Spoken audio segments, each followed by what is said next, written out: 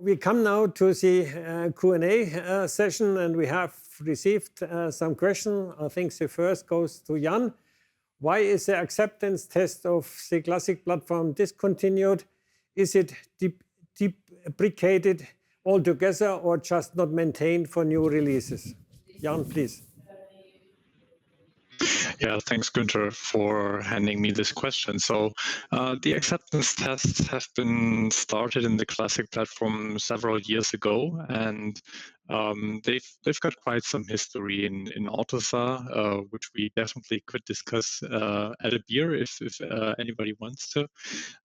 But they have definitely played their role within AUTOSAR, and I think it has been worth to go in that direction. As of today, we're not maintaining them for new releases, so it's the latter part of the question, which is what we have here right now. But of course, like always, if there's interest in the community, then we're always open to discuss such things and to see how we can further elaborate on that. Just a side note here, for the platform, we have so-called system tests, which are also used to test the adaptive platform demonstrator in the end.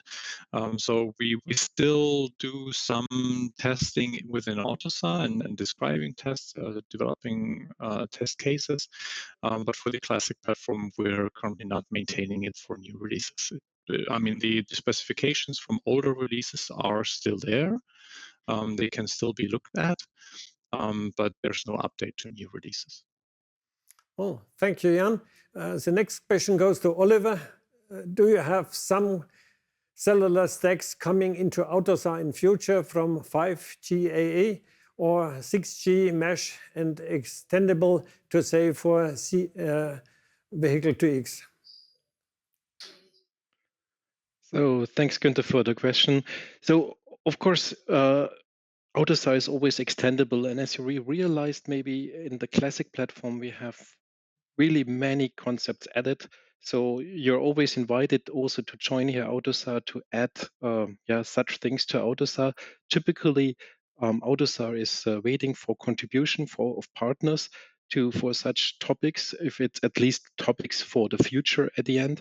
And if it's not supported directly by AUTOSAR, AUTOSAR is always, classic AUTOSAR is always the possibility with a complex driver also to support such additional network stacks here or cellular V2X stacks here in this case.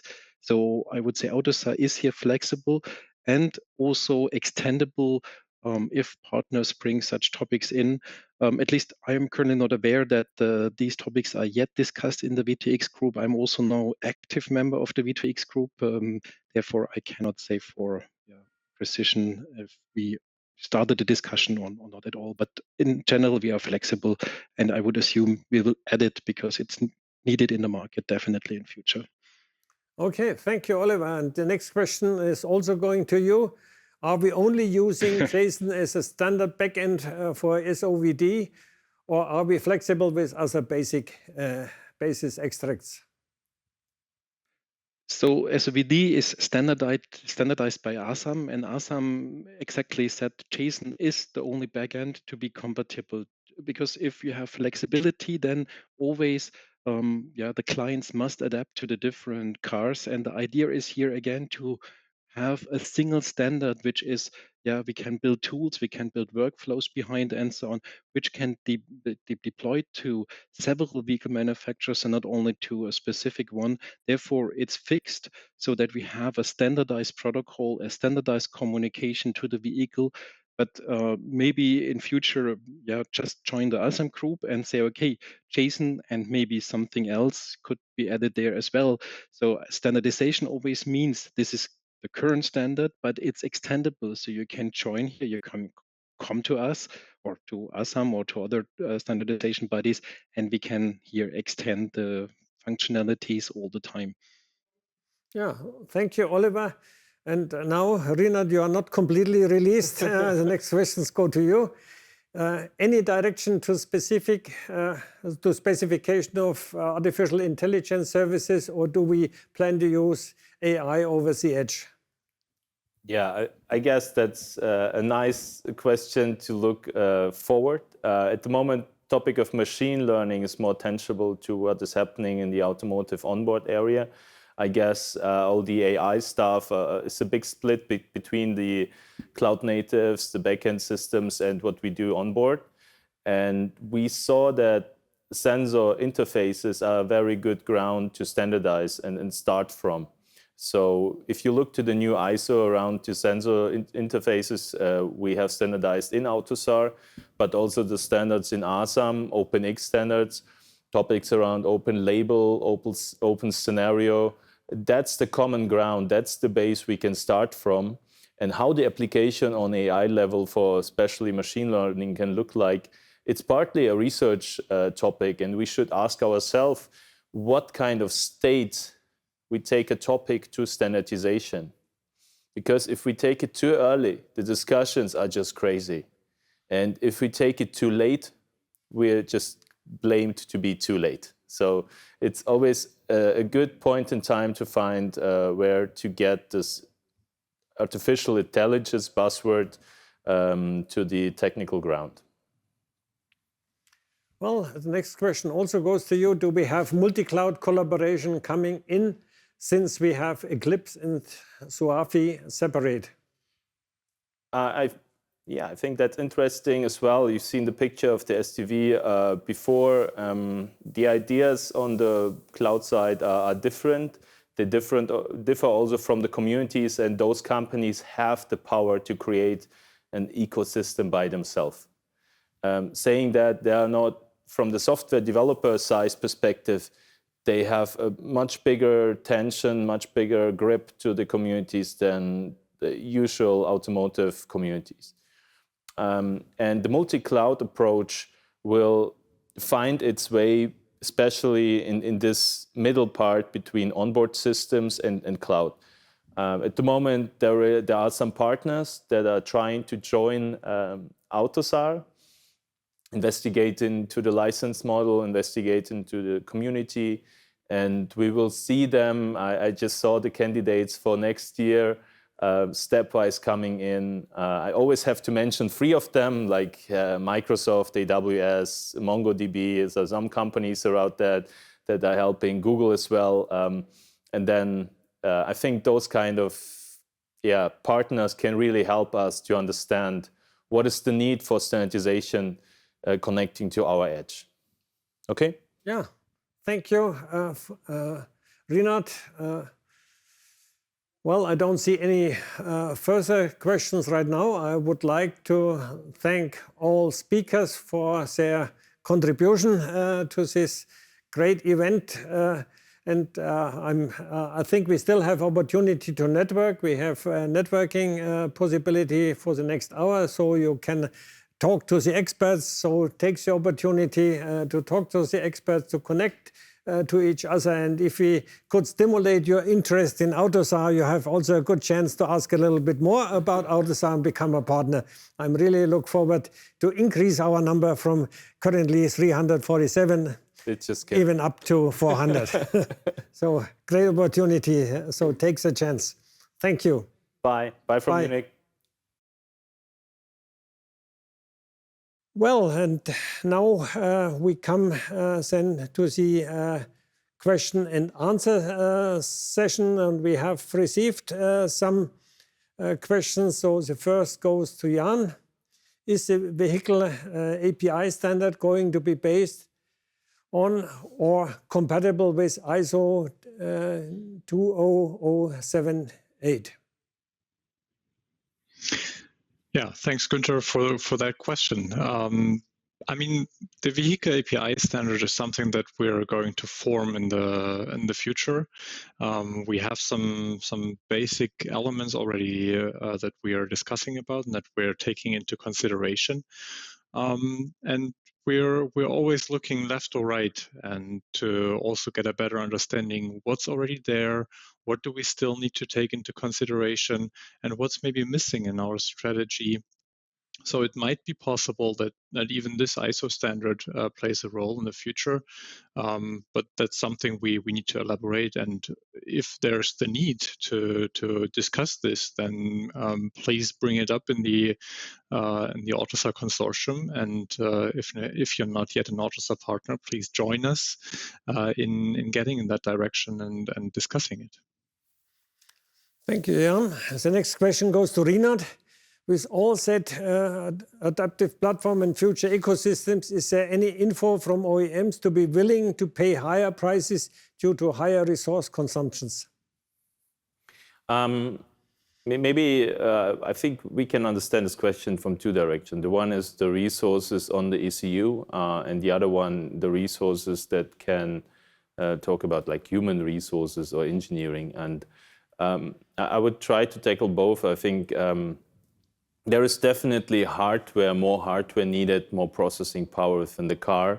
We see that also in the structure, how our EE systems are defined, but also the consumption on power supply for each ECU. Here we need to find new ways, and the zone architecture is one way to tackle such legacy architectures and bring them to the next field. There's also some thoughts about bringing in hardware without any software on it, so reflashing after SOP. And this kind of, I think, approaches we need to take care of technically. And from the human resource perspective, the projects I've seen in the automated driving area where HPCs are mainly challenged are the biggest projects I've seen in the OEM companies. There are structures of more than 100 feature teams behind one ECU. And it includes 10, 15, up to 25 companies included in one ECU development. So if you ask yourself how to be agile in such a model, then you might have a picture what kind of challenge the OEMs are sitting in at the moment. So I hope that gives you a bit more background to answer your question. Yeah. Thank you, Rinat. And next question goes again to Jan.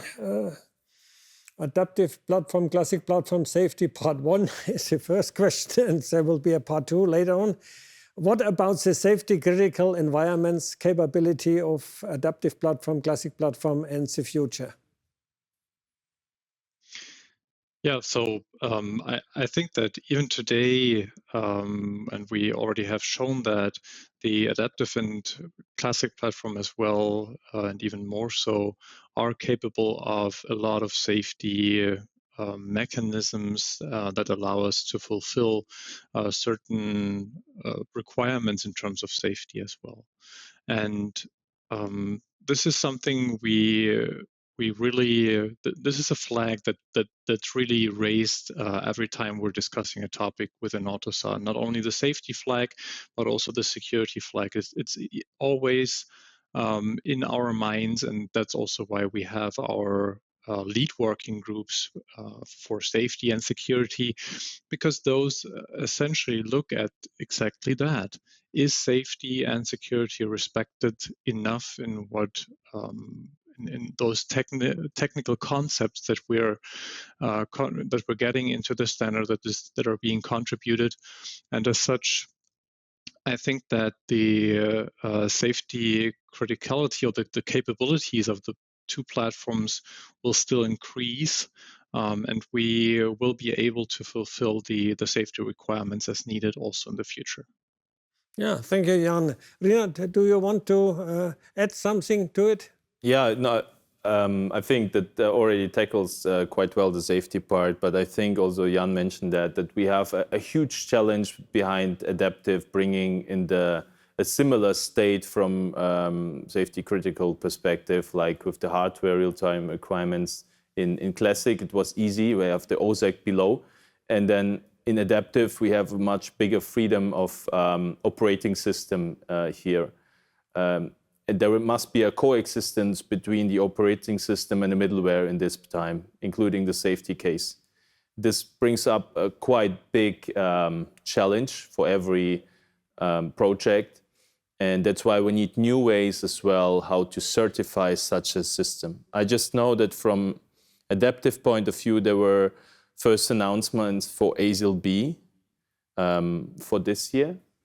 I haven't seen a ASIL B, ASIL D system platform at the moment in place, but I was surprised that even the ones that were trying to certify against ASIL B are now announcing they are going for ASIL D.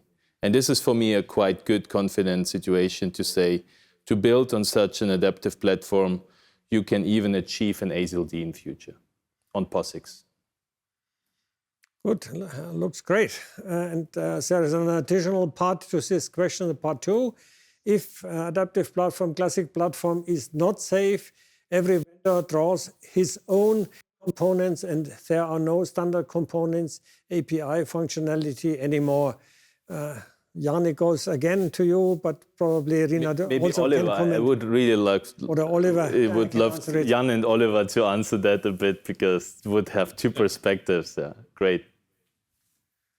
Yeah, of course. Do you want to go first, Oliver?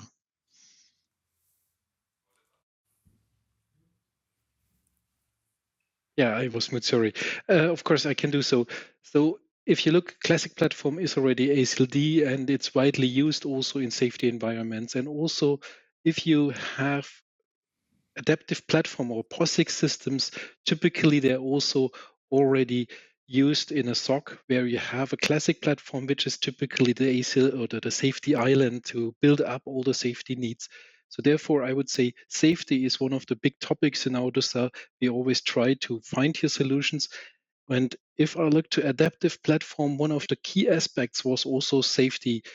And one example is here, we try to find a solution exceptionless because when we started with the adaptive platform, there was no C++ compiler available with ASIL certification. And always they said, okay, if you keep the exceptions away, then we are sure we can manage the ASIL certification. Therefore, we try to invent interfaces of the adaptive platform exceptionless. So at least that you have the option to use it, to use them exceptionless, to build safety systems. And that's, as Rinat mentioned, in the market, to my understanding, ASIL B is already on the road with adaptive platform, and ASIL D is announced for next year, so that the first ASIL D stacks are available. Of course, we also need hardware devices in ASIL D quality. This is also challenging for microprocessors, but also here it should be the next devices available. Therefore, I would say the safety button, we have fully hit them. Good news. Yeah, thanks, Oliver. Maybe just to add one thing here. I think I cannot add anything more to the safety specifics, but of course, if a standard does not develop in a direction which the market needs, then it's always difficult. But I think that with all our partners and with possibly new partners joining now, we always have the chance to evolve. We always have the chance to enhance our specifications, not only in the safety part, but also really in the functionality, and that's what's needed. I mean, Nadim also talked about that when discussing the validation of adaptive platform, when he said, well, we need to be sure that we are still able to bring in our features, but on the other hand, we also need to bring stability, and this is something where we need to discuss each and every time, and we need to be sure that we are able to enhance our functionality as well. That's really important. And as I said before, if there's anything that needs to be added to the standard, don't be shy. Approach us, and then we can discuss about it. Okay, thank you, Jan. I think, Lina, do you want to? I really must smile about these comments because it makes me compare to what we have started with in 2017 and 18, 19. Also didn't know where this ends up. Now we have cars with adaptive on the road. And I just can say that everyone who is at the moment working on API from a startup perspective and scaling to 200 cars and doesn't fit to the adaptive platform API, it's just a dead end. And I would like to leave that as a comment. Okay. Anyways, the next question goes also to you. Oh, okay. Where can I get detailed information about the Covesa AUTOSAR cooperation on vehicle API specifications, etc.? So Yeah. I think you can answer it very Of course, well. I mean, also Jan was participating in these discussions. Very important that the PL team is connected, and Nadim. Also on the second part, maybe Nadine can comment a bit how we can sharpen a bit the collaboration. But we had in September a first, I think, discussion with both organizations. We had then a press release, also 1-2 meetings from management perspective with Covesa, and it was nice to have the former infotainment cluster, I would say, next to us and discussing the next step of connectivity. And I think the biggest challenge at the moment to find common ground on the license model, to have the 2 agreements, or the 2 contribution license agreements speaking one.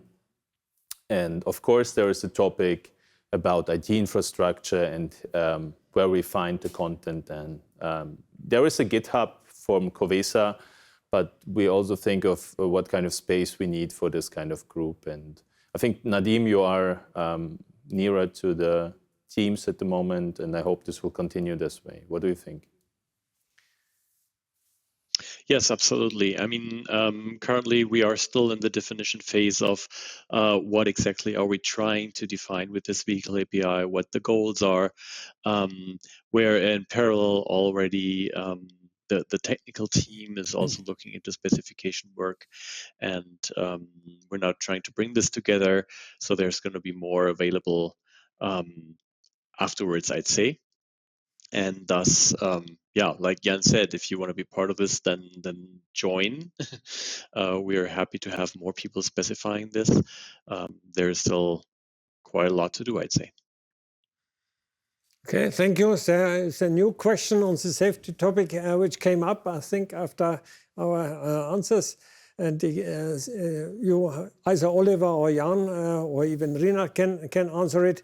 Do you have a classic platform vendor that qualifies, e.g. demonstrator or a FIM ASIL B, because 2 vendors state that they are too complex to do ASIL qualification? So who's first? So, yeah, who's first? Oliver start and Yeah. So Jan can.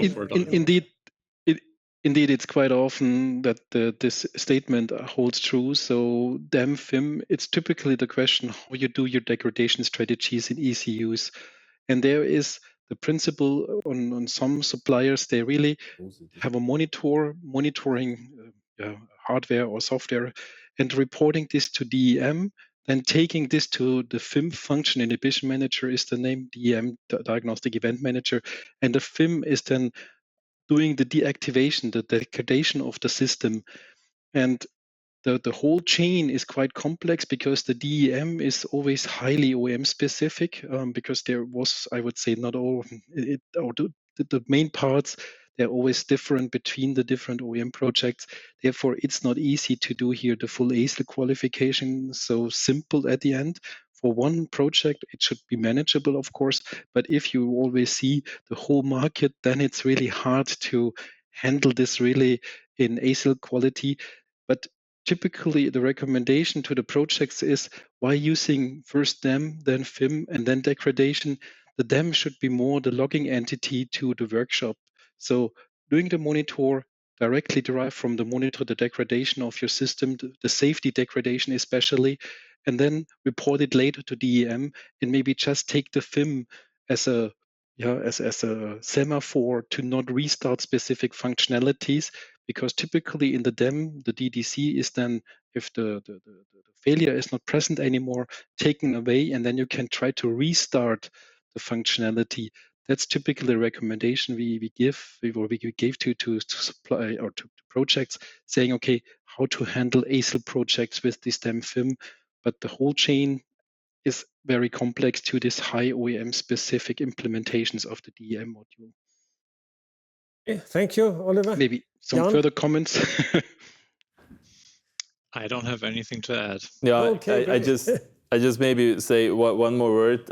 Thank you. I mean, Oliver is coming from the diagnostic corner, and the point is, if you look to a system, the diagnostic angle is a different angle than you have function safety.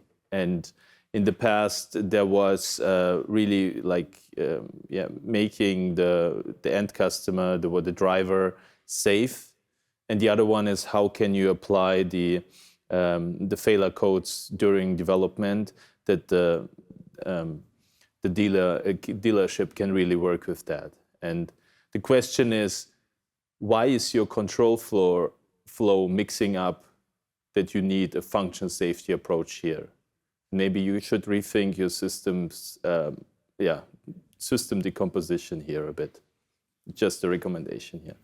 But that's it. Okay, thank you. I think it was an interesting debate on these safety aspects. And now I would like to come back to the vehicle API topic. And I have a question for Oliver. How do you see the role and position of vehicle API versus vehicle to X?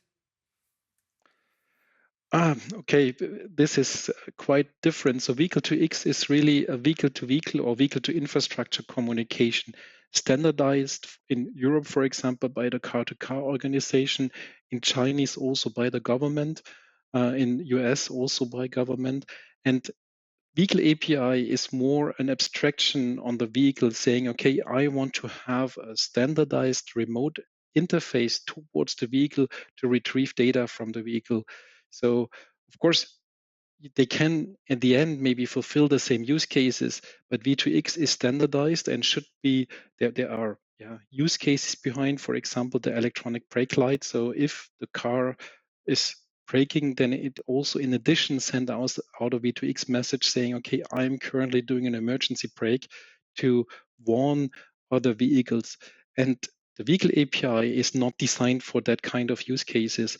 You can ask for the brake pedal and so on. You can subscribe on it, of course, but maybe the latency is then not given and so on. So that's all things we need to check for the vehicle API. So that's, as Jan or Renat mentioned, so we're currently in the investigation phase. What are the detailed use cases of the vehicle API? For example, do we have these real-time needs in the vehicle API or not?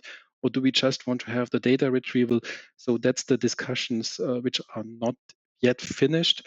And maybe if this is a use case that we say, okay, we also need to have the real-time capabilities, then both protocols goes more together, but at the end, it's from the fundamentals. You can maybe fulfill the same use cases, but V2X is always that you send messages and broadcast messages and individual receive it and maybe utilize it. And V2X vehicle API is that you always try to access a specific car to retrieve information, to subscribe to information, maybe to enable specific things, to maybe steer the seat by your iPhone or something like this. So such things are the use cases for the vehicle API currently. Thank you, Oliver. I think this made the difference quite clear and was, I think, a good clarification of the topic. I have a question for Richard. What are the biggest challenges in in-vehicle communication, since you are working in quite a big group? And can imagine there are many different aspects which you have to cover and to cope with. What is your view on the biggest challenges you see? Well, let's say for the adaptive platform, there are definitely the most important challenges. Well, the vehicle API was already mentioned. Basically, we have a very big relation as work group in vehicle communication to the cloud working group that's working on the vehicle APIs. Because obviously, if you, let's say, for example, you would have a cloud gateway, and you want to translate those remote triggers coming from the cloud also into the in-vehicle communication. The cloud working group should have in-depth knowledge on how to do that and how to translate that. And therefore, collaborating with the cloud working group to further specify how basically this principles of vehicle service catalog and vehicle specific signals are translated on the other side, not from the cloud side basically, but from the in-vehicle side. And when it's in the vehicle, that basically from a request, the method call, for example, of the service implementation in the vehicle is called, and basically the result is transferred back towards a cloud gateway. That part is very important to us, to convey that and to basically work harmoniously together from the adaptive side. And then, of course, also from the classic viewpoint, we also have a lot of challenges with the DDS support in CP. So the new DDS module, we were quite brave there, or the colleagues from Evidence were quite brave there to try this, since this is a very new approach. DDS is very different from some IP, or what was the core, let's say, communication technology of the classic platform stack. And it's now onto that this is validated and also further deepened, so that basically you have also compatibilities with other third-party platforms like ROS, for example, in the future. And that's it. It's not just AP or CP, but it's also the connectivity between both, which is a big challenge also for next release. And that's just two of the main parts. And the third part then also, and I mentioned this today also, is to have explanatory documents for that, because it's not just about the standard, but it's also basically conveying understanding to people on the outside, and to do this as early as possible. And those are basically our main goals. So our first and utmost definitely is to support the vehicle API and to make that possible, with the means then also, for example, of the DDS module, also to basically fulfill more Internet of Things demands and also cloud use cases. Thank you. It was quite an impressive list of topics you have mentioned.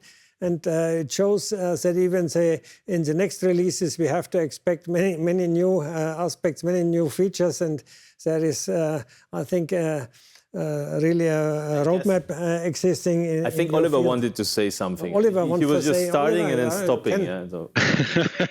I'm sorry, I don't want to interrupt you, Günther. But one topic more regarding the IVC challenges, because for me, one of the next big challenges is the time-sensitive networks, TSN. And here, Richard already started with the concept, so it was the first step, but there are many more steps planned of the TSN concept, because this is, I would say, one of the challenges with the zonal architecture. We want to have here more communication through the backbone, so we need to have more determinism. We want to have the tunneling to maybe have easier use cases, because TSN tunneling is maybe supported directly in the hardware, to really gain here also some support from hardware and so on. And that's maybe the message I wanted to say. So here it's a new technology which is also added into the automotive field. And AUTOSAR is always a good point to discuss the needs. So if I look to TimeSync protocol, which is also part of this time-sensitive network, we said, okay, which parts are really relevant for automotive needs? Do we need a grandmaster clock synchronization? So to find the right grandmaster? No, because we have always a fixed network setup in the vehicle, so we drop that. And same applies now also in the discussions of the next TSN topics. So what is really the things we need for automotive from this whole big TSN world? And I would assume we don't need all, but we need many things, and that's really challenging for the next releases. So, because I also saw that it's not just for one release planned, it's really for the next releases planned, because it's so many topics. Thank you, Oliver, for this contribution, since this creates even more appetite for the next releases to come. Right. I think we have really a Exactly. very, very good That was the roadmap idea. ahead of us. Yeah, and maybe just to add something, because you pulled the trigger here. So the TSN, why is it important? We talked with some managers also in BMW about it, said, hey, time, it was solved for years, so where's the problem? The problem is in the sensor space we have. With automated driving, every sensor has another time base, and it's about reprocessing. So to make the scenarios comparable and the data that we are comparing, the reprocessing is the key for automated driving. That's why a safe time synchronization is one of the keys of bringing the sensor data to the perception. So I'm really looking forward if we can deliver that stepwise. So I don't want to close the Q&A session without a last question to Rudolf about timing. You showed an interesting concept today. And I would like to know what is the relation to existing tooling? So what is the relation between your approach and the toolings you see in the area of timing analysis? Well, there are several tools out there that are used with timing. I don't want to mention some names here, but there are some,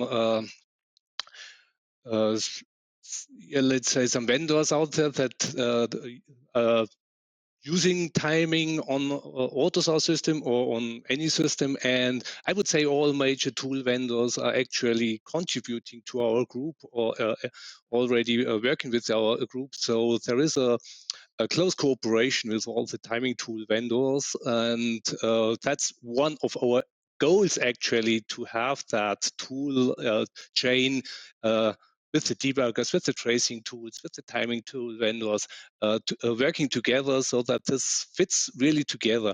This is one of our real goals. And as I said, all major timing tool vendors are really working with AUTOSAR here in this area so that we have a close connection. If you have specific needs for a specific timing tool or whatsoever, come to us, come to AUTOSAR and ask us, so we can definitely help you along there. So it's a good message, I think, and so we hope next year you can report even on the feedback from the practical applications which you ask for, and I hope you will get a lot of feedback next year which you can then answer and see what consequences you take out of the feedback you receive. So I would... oh, there's a new question coming. We bridged along. to Richard. Will there be some standardization also regarding port numbers for services? Well, not to my knowledge for now. There are some things in the pipeline, but as far as I got it, not for now. Can somebody? I also don't know any concept on this. So I think there are new ideas in the room. So maybe the Mr. Anonymous that asks so many questions can give us a short hint. Thank you. Yeah. To what are you basically pointing? If there would be an elaboration, would be willing to try to answer that. Or otherwise, I mean, feel free to always reach out to us afterwards for a discussion, and we can discuss details. That's a good hint. That's a good hint, since we have now following a networking session in which you, the audience, is invited to join our experts and continue the discussion, and you can give in your comments and your requests for future activities. So please take the opportunity to network. I think this is a wonderful opportunity. We will both be there, right? And we will also be available there. So please use the opportunity. But now I would like to conclude this part of the today's release event by thanking all the speakers for their great contributions. I think it was an exciting event, and I hope it stimulated even some of our non-partners to think about to become partners in AUTOSAR. I think what you really saw is, and it reminds me to a quote from Victor Hugo, nothing is more powerful than a topic whose time, than an idea whose time has come. This is a famous quoting from Victor Hugo, and I think it's really applicable to AUTOSAR. The time has come for AUTOSAR, and we will move forward to bring AUTOSAR to what I have mentioned as a final vision of AUTOSAR to become the established standard in the E/E system architectures for future mobility. Thank you all, and have a nice networking event.